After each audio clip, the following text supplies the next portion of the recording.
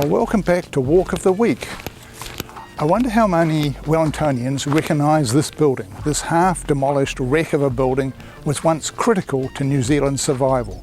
But I suspect many Wellingtonians don't know where it is or what its history is. But without it, New Zealand could have been a very different place.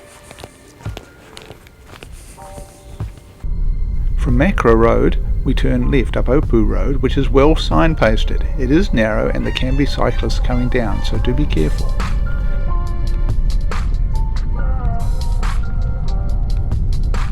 As we come round the corner, we see some of the old state-styled houses that were there for the workers. There was also a small hostel for the workers as well. This half-ruined, half-demolished building is all that remains of Makara Radio. Makara Radio was absolutely essential to the New Zealand government. It's only 11 kilometres away from the centre of Wellington, but it was the receiving station for most of our incoming information, phone calls, telex, and during the war, various important messages. Let's have a look around and see what's left.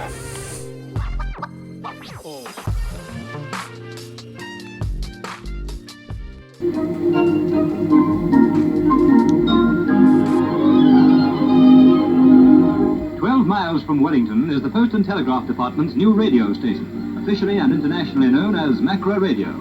With 1,400 acres around it and high above the sea, this station is well placed as the receiving centre for New Zealand's communications with the outside world. For first-class reception, there must be top-notch servicing, and that includes the aerials. After the war, when radio-telephone communications are restored with the rest of the world, these parallel aerials will receive the Sydney calls. Makara Radio was established by the New Zealand Post Office in 1944. Makara was chosen as a good site because it didn't get radio interference it would have if it had been closer to town. It was in fact only about 17 kilometres away from Central Post Office in Wellington in a straight line. Makara Radio was the receiving station. There was a transmitting station at Himitangi. Both had an array of high-tech aerials. There was a staff of about 25 technicians and trainees working at the Makara Radio 24 hours a day, 7 days a week. That's how important it was to the community. There were also 2 handymen and a matron who looked after the single men's quarters of about 20 beds. Makara Radio covered about 2,000 acres of land. Surprisingly, a lot of that was taken up with the high-tech receiving aerials. These received signals from all around the world, but mainly Sydney. The station closed in 1996 and has now been replaced with the high-tech wind farm called Westwind, owned by Meridian Energy. As we leave Makara Radio in the car park, we travel down this road. It's very smooth and very easy to walk on, and lots of people seem to come down here to see the wind farm.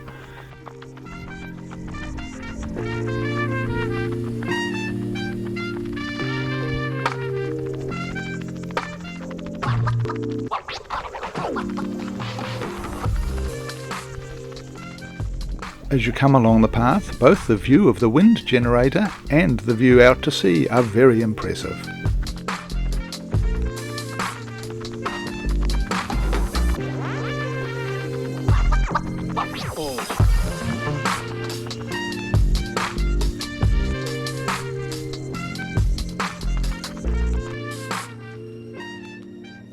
You get a good close-up look at one of the big wind generators and you can see how large they really are. Some say the wind generators cast a shadow on the landscape. Personally, I rather like the shadow. From here we travel further down the road, which isn't quite as good but still a nice walk, to where we can get a good look out over Cook Strait and Tirowhiti Station. As we walk up the hill, we come to the plateau. This is the location of the old military camp. At Makara Point, there were 2 6-inch guns and observation towers. These were manned by both military people and Home Guard personnel. You can see it's a large and substantial area, and the foundations of it can still be seen here.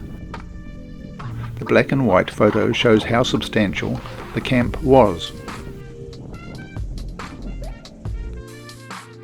It's quite amazing to be standing on the site of a World War II camp, and just over the top of the hill there is the latest in technology in the form of the West Wing wind farm. And not so far away is the capital of our beautiful country. And it really is a beautiful country when you look around on a day like this. From here we walk down the hill towards Makara Point.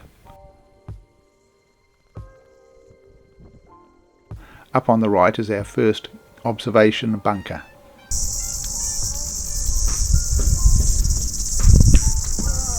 Well, this is the top observation bunker. From here you get a full 180-degree view out over Cook Strait, right over to the South Island. Anything coming from the west would be easily visible from here.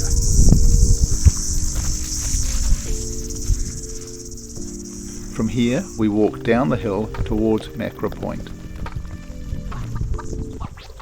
Well, we're at Makara Point by the bunkers. There are a series of bunkers and gun emplacements here to protect Wellington Harbour against attack during World War II and to some degree earlier times. There are several bunkers. There's probably two on the left and right that are used to triangulate the gun to fire any shells out into the harbour. The gun could go quite a reasonable distance, but it would have still been possible to sail around it if you'd known what you were doing. And of course the enemy probably wouldn't know how bigger guns were at this point.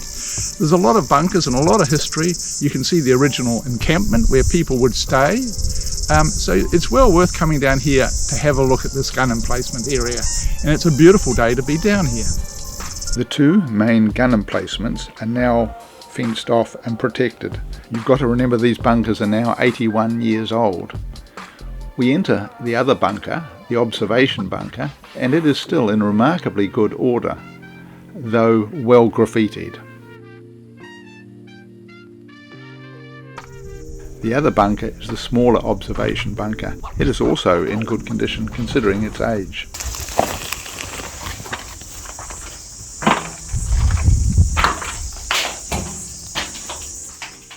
From inside the bunker, the South Island would have been clearly visible.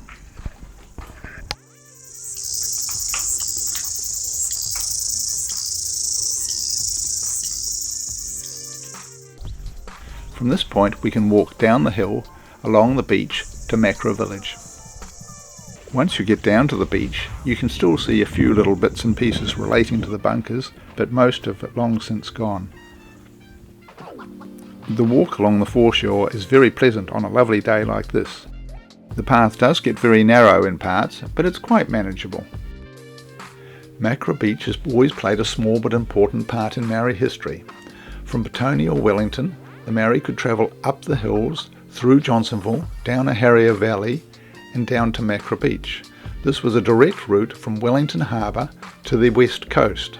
From this beach they could travel by canoe up to Waikanai, Wanganui or into Taranaki, or even to the South Island should they need to. The freshwater river supplied food in the form of eels and other crops that grew on the riverbank. There was a kumara patch in the hills, and fish and bird life was abundant. There was a small pa where Makara village is now. Thank you for watching. I hope you've enjoyed this video. If you have, tick like, tick subscribe. More videos coming along very soon.